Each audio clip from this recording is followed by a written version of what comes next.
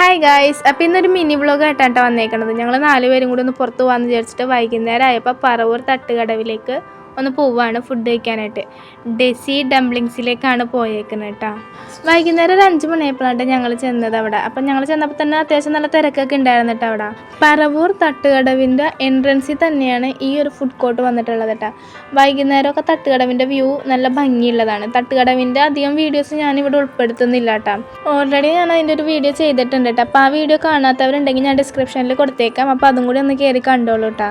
അപ്പോൾ ഞങ്ങൾ വന്ന ടൈമിൽ നല്ല തിരക്കുണ്ടായിരുന്നു. ഒരു ഓർഡർ ചെയ്ത് എനിക്ക് തോന്നുന്നു ഒരു 20 മിനിറ്റൊക്കെ ആയപ്പോഴാണ് ഞങ്ങളുടെ ഫുഡ് എത്തിയിട്ടുണ്ടായിരുന്നത് കേട്ടോ.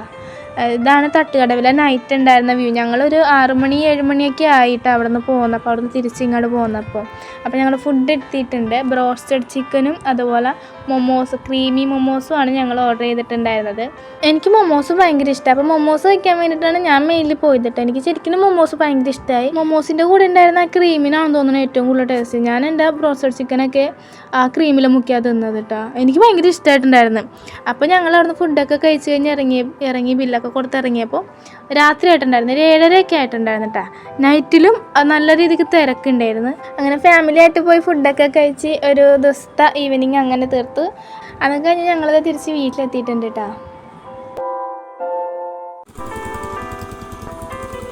അമ്മ എങ്ങനെ ഉണ്ടായിരുന്നു ഇന്ന് ഫാമിലി ഔട്ടിങ്?